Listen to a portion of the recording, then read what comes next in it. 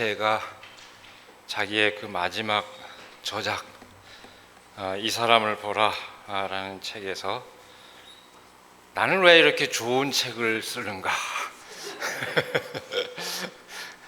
이런 말을 한 적이 있습니다. 근데 성서 일과를 따라서 오늘 말씀을 대하면서 버뜩 떠오르는 생각이 왜 이렇게 좋은 말씀들만 줄줄이 이어질까 하는 생각이었습니다. 제 말씀이 훌륭하다는 게 아니고 연말 연초에 계속 주어진 말씀 본문이 왜 이렇게 좋은 말씀만 줄줄이 이어질까 하는 그런 생각이 들었습니다. 오늘 본문 말씀은 제가 가장 좋아하는 성경 말씀 가운데서 개인적으로 가장 좋아하는 말씀입니다. 한마디로 그 성서적 신앙의 정수가 담긴 본문이라고 저는 생각하고 있습니다. 우리가 흔히 역사의 주님이시라 창조의 주라고 고백을 하는데 그렇게 역사의 주이자 창조의 주이신 그 하나님께서 이 땅 위에서 사람들 사이에서 도대체 어떻게 그 뜻을 이루시고자 하는지를 너무나도 절절하게 표현해 주고 있는 그런 말씀입니다. 다시 하긴 하지만 이 말씀은 저 개인적 차원에서 신앙의 지표와 같을 뿐만 아니라 우리의 교회가 지향하는 바를 함축하고 있는 그런 말씀이라고 생각합니다. 그래서 우리 장로 임직할 때마다 그 임직패에 기억하시죠? 이 말씀이 임직표에 새겨 놓습니다. 여러분, 우리 22년 지난 주일로 우리가 22년 역사를 맞았지만 22년 역사 가운데 이미 여러 차례 이 말씀을 사실은 나눴습니다. 그러나 오늘 또다시 그 의미를 새길 수 있게 된 것을 기쁘게 생각하고 오늘은 성서 일과에 따라서 마주하고 있는 것인데요. 그걸 다시 이 말씀을 나누게 된 것을, 의미를 나누게 된 것을 기쁘게 생각하면서 주저없이 말씀의 뜻을 다시 새기고자 합니다. 오늘 이 본문 말씀이 포함된 두 번째 이사야, 제2 이사야죠. 40장에서 55장에 이르기까지 이 두 번째 제2 이사야서는 이스라엘 백성이 바벨론의 포로로 잡혀 있던 그 고난의 시기에 선포된 말씀입니다. 그런데 어떻게 그 고난의 시기에 어떻게 이렇게 놀라운 통찰에 이르게 되었는지 저는 말씀을 들여다볼 때마다 절감하지 않을 수 없습니다. 사실 이 시기는 이스라엘 민족의 역사에서 가장 암울한 시기였습니다. 그러나 거꾸로 신앙의 역사, 그 정신사에서 가장 빛나는 시기였습니다. 바로 이 시기를 통해서 성서의 세계는 한 민족의 경계를 넘어서서 보편적인 세계로 펼쳐나가게 되었습니다. 비로소 이 시기를 경과하면서 그렇게 되었습니다. 그것은 유대 민족이 강성해져서가 아니라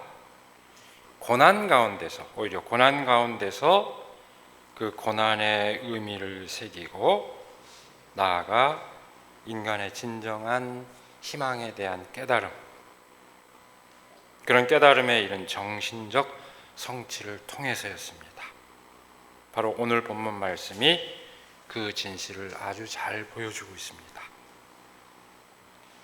이스라엘 백성이 제국 바빌론의 포로로 잡혀있던 그 시절에 선포된 이 말씀은 제국의 질서와는 전혀 다른 방식으로 이루어질 하나님의 공의를 말하고 있습니다.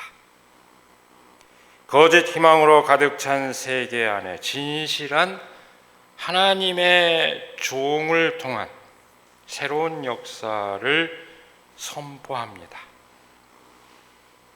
그 형식으로 볼 것 같으면, 오늘 말씀의 그 순전히 형식적 차원에서 볼 것 같으면, 오늘 이 본문 말씀은 고대 근동에서 제왕들이 즉위해서 새로운 법을 제정하고 그것을 공포하는 그 절차를 그대로 닮았습니다. 그러나 오늘 본문 말씀은 내용상으로 볼 것 같으면, 그 내용을 볼 것 같으면 나라의 제왕이 법을 제정하고 선포하는 것과는 전혀 다른 방식으로 하나님의 공의가 실현될 것을 선포하고 있습니다. 1절 첫머리에서 밝히고 있는 그런 내용입니다. 이어지는 말씀을 보면 이렇습니다. 그는 소리치거나 목소리를 높이지 않으며 거리에서는 그 소리가 들리지 않게 하실 것이다. 그는 상한 갈대를 꺾지 않으며 꺼져가는 등불을 끄지 않으며 진리로 공의를 베풀 것이다. 2, 3절 말씀입니다. 그는 소리치거나 목소리를 높이지 않으며 거리에서는 그 소리가 들리지 않게 하실 것이다. 이 말씀은 흔히 나라의 제왕들이 법을 제정하고 선포하는 것과는 전혀 달리 하나님의 종이 그 하나님의 공의를 실현하는 방식을 말합니다. 세상의 통치자들은 어떻습니까? 세상의 통치자들은 소통을 유념하지 않습니다. 명령을 내리고 그 명령에 대한 복종을 요구하는 것을 자신의 임무로 합니다. 세상의 통치자는 자신의 권력을 지키기 위한 법 질서를 강조하고 신민들이 그것을 무조건 따를 것을 요구합니다. 소리치거나 목소리를 높인다는 것은 권력의 위험을 가시하는 것을 말합니다. 동시에 백성 위에 군림하고 지배하는 권력의 의지를 나타냅니다. 반면에 소리치거나 목소리를 높이지 않으며 거리에서 그 소리가 들리지 않게 한다는 것은 백성 위에 군림하겠다는 의지로 그 의지를 과시하는 방식과는 전혀 다른 방식으로 진실한 공의를 실현한다는 것을 말합니다. 사람들에게 절실히 필요한 일을 함으로써 하나님의 공의를 실현한다는 것을 말합니다. 여러분, 오늘 이 말씀과 똑같은 의미를 지닌 그 말씀들을 우리가 새겨볼 수 있는데요. 시편 19편은 하나님의 영광을 이렇게 노래합니다. 그 이야기, 그 말소리, 비록 아무 소리가 들리지 않아도 그 소리 온 누리에 울려 퍼지고 그 말씀 세상 끝까지 번져간다. 여러분, 이 말씀의 의미를 잘 새기시기 바랍니다. 시편 19장 9편 3, 4절 말씀입니다. 이 똑같은 의미의 말씀이 노자도덕경에도 나옵니다. 노자도덕경 41장에 보면은 큰 땅은 모퉁이가 없고 큰 그릇은 채워지지 않는다. 그리고 이어지는 말이 큰 소리는 소리가 들리지 않고 큰 형상은 보이지 않는다. 모든 것을 가능하게 하는 근원의 힘은 이런 형식을 취한다는 것입니다. 여러분, 우리에게 아주 잘 알려져 있는 에밀 레종, 성덕대왕 신종이죠. 거기에 똑같은 명문이 새겨져 있습니다. 태음이 천지 사이에서 진동하고 있는데 아무리 들어도 그 소리를 들을 수 없다. 들릴 듯 말 듯 긴 여운을 갖고 있는 종의 정치적인 이상을 담은 것입니다.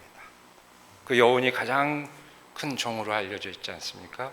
안 들리는 것 같지만 그 소리는 세상 가장 널리 퍼져나간다.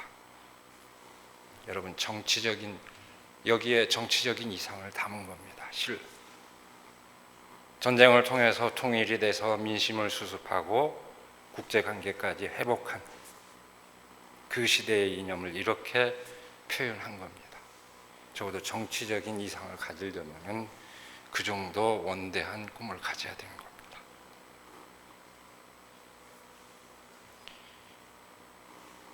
여러분, 제가 장난치듯이 여러분들한테 가끔 소개해 준 게 있었는데요. 현대음악가 존 케이지의 4분 33초라는 명곡을 저는 아주 좋아합니다. 들을 때마다 달라요. 여러분도 꼭 감상해 보시기 바랍니다. 장난으로 만든 게 아니고 바로 그 정신을, 그 어떤 음도 가능하게 하는 그런 음악적 형식을 그렇게 표현하고 있는 겁니다. 여러분, 이런 뜻을 잘 새긴다면요, 집에서도 큰 소리 나기 전에 다 알아서 뜻을 헤아리는 사람, 이런 사람이 현명한 사람입니다. 어쨌든 이 자기를 드러내는 소리는 구설수를 이야기하기 십상이거나 그렇기 때문에 또한 화평을 결국 만들어내지 못합니다. 그러나 하나님의 종은 자기 목소리를 드러내지 않습니다. 자기를 드러내지 않지만 모든 사람의 마음에 가닿는 목소리, 모든 사람의 그 마음에 가닿는 마음, 그 삶으로 사람들의 필요를 충족시키고 평화를 이룹니다. 도대체 어떻게 그렇게 할 수 있다는 얘기일까요? 그는 상한 갈대를 꺾지 않으며 꺼져가는 등불을 끄지 않으며 진리로 공의를 베풀 것이다. 하나님의 종이 진실로 베푸는 공의는 결코 메마른 것이 아닙니다. 그 공의라고 하는 것이 메마른 것이 아닙니다. 그가 진리로서 공의를 베풀 수 있는 것은 그가 진실로 가장 연약한 존재를 사랑하는 그 마음에서 비롯됩니다. 상한 갈대를 꺾지 않으며 꺼져가는 등불을 끄지 않는 그 마음입니다. 우리 한국인이 가장 좋아하는 시인 윤동주가 서시에서 얘기했던 모든 죽어가는 것을 사랑해야지 하는 바로 그 마음입니다. 세상의 법칙은 꺼져가고 죽어가는 것들을 더욱 가혹하게 내쳐버리지만 하나님의 종은 그와 정반대로 그들을 죽게 내버려 두지 않는다는 것입니다. 여러분, 상한 갈대, 꺼져가는 등불이 무엇입니까? 거센 바람 앞에 무력하게 사라질 수 있는 존재를 말합니다. 세상을 지배하는 힘에 이리 휘둘리고 저리 휘둘리는 존재를 말합니다. 세상을 지배하는 힘은 물질적인 그 물질의 위력, 달리 말하면 경제력을 말하기도 하고 그것에 기반한 정치 권력을 말합니다. 또한 더불어서 그런 힘에 의존하는 사람들의 통속적인 상식을 말하기도 합니다. 돈이 있어야 잘 산다는 생각, 경제를 발전시켜야 잘 산다는 생각, 그런 것을 가능하게 하는 강력한 정치 권력과 군사력이 있어야 한다는 생각, 이런 생각들 등을 말합니다. 국가가 탄생한 이래 그런 것이 상식이 되어 왔습니다. 상식이 되어 버렸습니다. 그러나 하나님의 종은 사람들의 일상 안에 실현된 그 질서와 그 질서를 정당한 것으로 여기는 통속적인 상식에, 바로 그 상식에 반하는 방식으로 하나님의 공의를 실현합니다. 상한 갈대를 꺾지 않고 꺼져가는 등불을 끄지 않습니다. 거센 바람 앞에 무력하게 사라질 수도 있는 존재를 보호하고 그 존재들을 다시 일으키고 다시 살리는 방식으로 하나님의 공의를 실현합니다.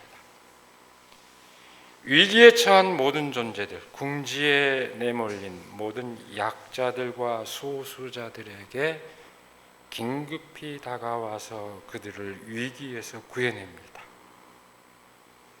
위기에 처한 생명을 구해내는 것입니다. 여러분, 그처럼 세상의 질서와 세상의 상식에 반하는 것은 쉬운 일이 아닙니다. 시련을 동반할 수도 있습니다. 그는 쇠하지 않으며 낙담하지 않으며 끝내 세상에 공의를 세울 것이니 먼 나라에서도 그의 가르침을 받기를 간절히 기다릴 것이다. 4절 말씀입니다. 이 말씀은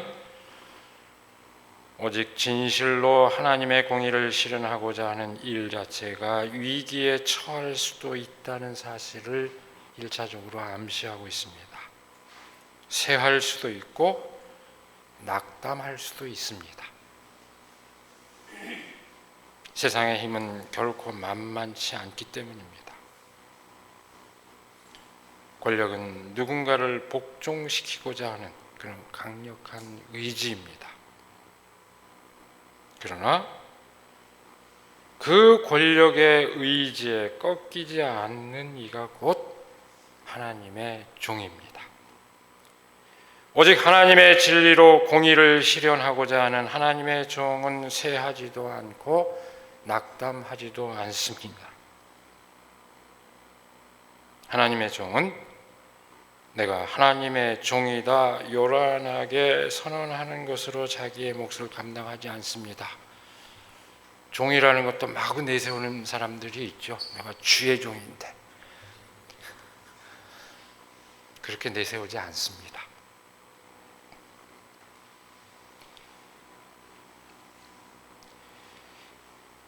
쇠하지도 않고 낙담하지도 않으며 끝내 세상의 공의를 실현하고자 하는 의지로, 그리고 상한 갈대를 꺾지 않으며 꺼져가는 등불을 끄지 않는 행동으로 하나님의 종으로서 본분을 다합니다.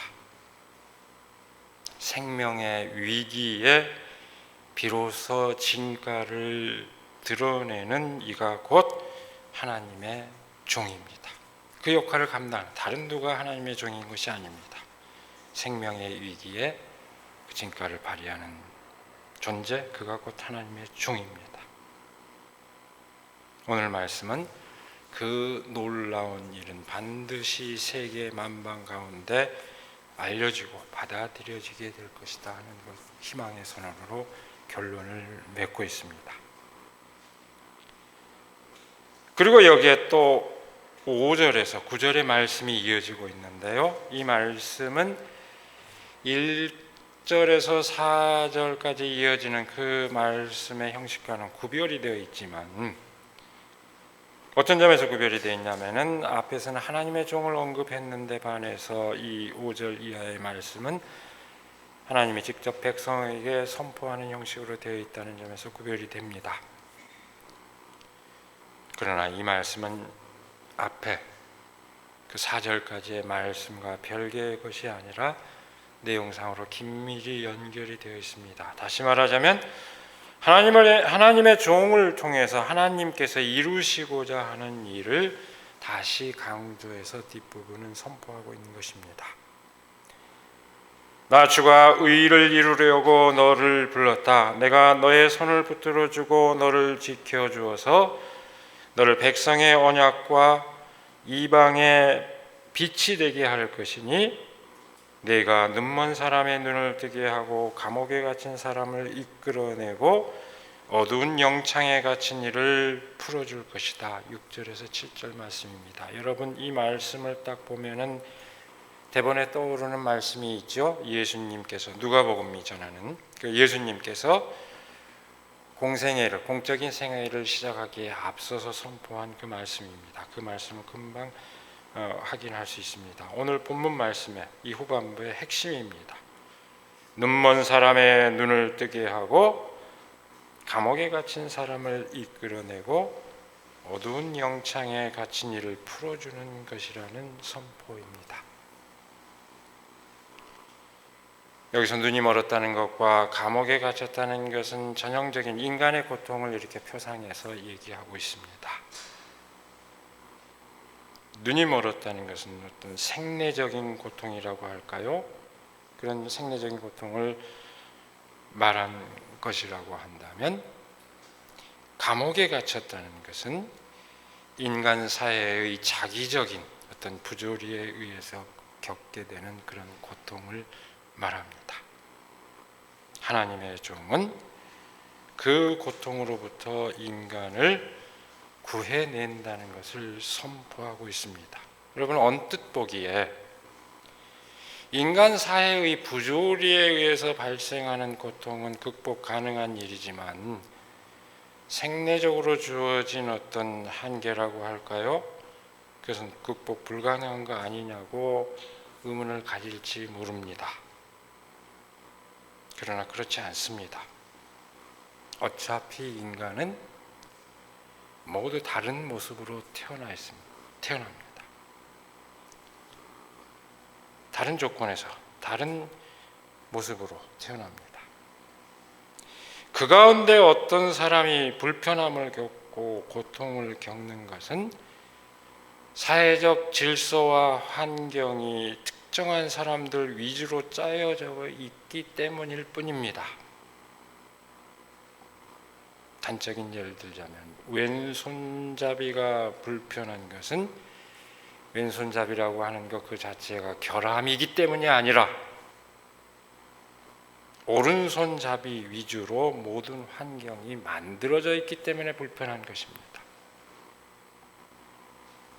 이른바 장애로 불리우는 것은 그 자체가 극복하지 못할 장애 요소가 아닙니다. 그것을 장애로 만드는 환경 때문에 장애가 되는 것입니다. 하나님 앞에서 소수자는 없습니다. 하나님 앞에서 이방인은 없습니다. 누구나 하나하나가 소중한 존재입니다. 문제는 소수자를 만들어내는 그런 사회적인 환경입니다. 고통을 겪는 이들을 구해내신다는 것은 어떤 사람을 소수자로 만들고 어떤 사람을 장애인으로 고착시키고 어떤 사람을 이방인으로 만들어서 고통을 겪게 만드는 그 기존 사회 질서를 무너뜨리는 것을 뜻합니다. 그 누구도 안전을 위협받지 않고 불편함을 겪지 않는 그런 세계를 만들어낸다는 것을 뜻합니다. 어째서 수없이 많은 사람들이 자기 삶을 영위해야 하는 그 삶 일터에서 죽어나갑니까? 그들을 구하기 위해서 불구덩이에 뛰어드는 소방대원들이 왜 그렇게 끊이지 않고 죽어나가야 합니까? 이건 뭔가 잘못되었기 때문입니다.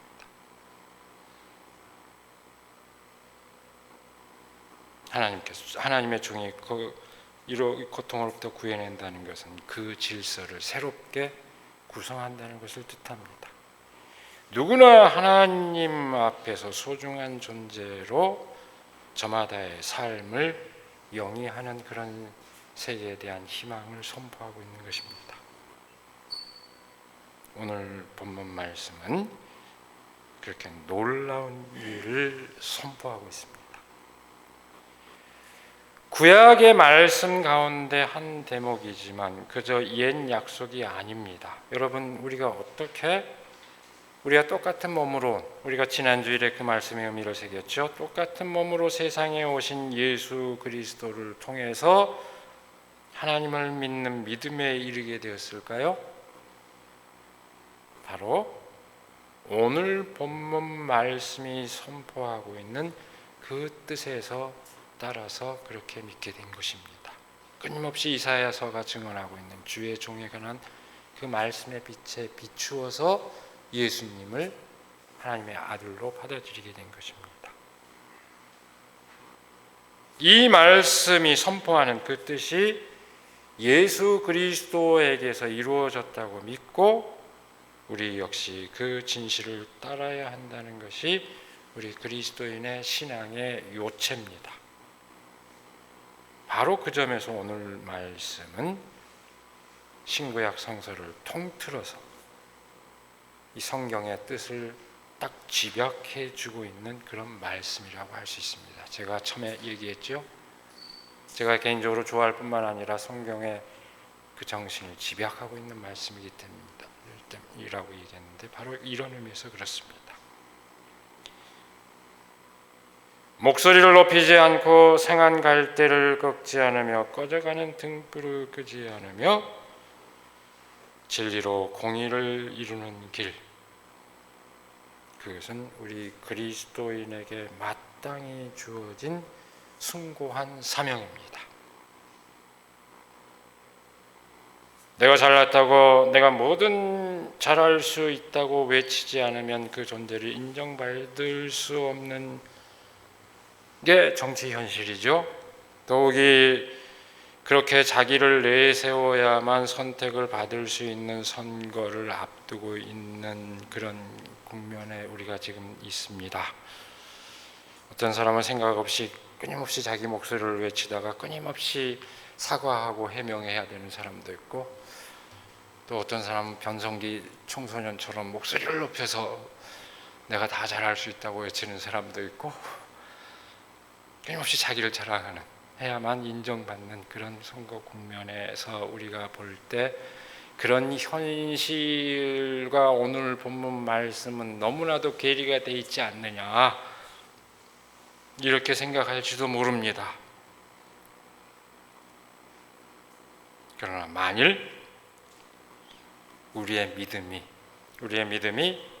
그 현실의 한계를 돌파해내지 못한다면 우리의 믿음은 말짱 헛것입니다. 꽝입니다. 우리의 믿음과 현실이 괴리되어 있다는 것은 우리의 믿음을 포기해야 한다는 것을 뜻하지 않습니다. 오히려 믿음에 비추어 현실을 어떻게 바꿔야 할지 끊임없이 되돌아보고 끊임없이 되묻고 보다 나은 세계를 만들기 위해서 헌신해야 한다는 것을 뜻합니다. 여러분, 오늘 말씀의 진실이 우리의 진정한 삶의 좌표가 되기를 바랍니다. 더불어 우리 교회의 진정한 좌표가 되기를 바랍니다. 그래야 우리 사회에, 이 세상에 희망이 생깁니다. 그 믿음으로 나아가는 우리 모두가 되기를 이 시간에 간절히 기원합니다. 기도하겠습니다. 오늘도 우리에게 복된 날을 허락하여 주시고 또 말씀을 새김으로써 새로운 삶의 각오를 다지게 하여 주시는 그 은혜를 감사드립니다. 꺼져가는 등불을 끄지 않으며 상한 갈대를 꺾지 않는 그 마음으로 우리와 더불어 살아가는 모든 생명들을, 모든 존재들을 바라볼 수 있게 하여 주시고 우리가 바로 그 손길로 다가설 수 있도록 하나님 함께 하여 주시옵소서. 궁지에 처한 이들을 더욱더 궁지로 내모는 세상의 법칙을 단호히 거부하게 하여 주시고 가장 어려운 가운데 처해 있는 그 존재에게 손길을 내밀고 발길을 내딛고 손길을 내미는 저희들이 되게 하여 주시옵고, 그것으로서 우리의 믿음을 이 땅에 펼침으로써 세상 모든 사람들이 희망을 갖게 하여 주시옵소서. 우리 주 예수 그리스도의 이름으로 기도드리옵나이다. 아멘.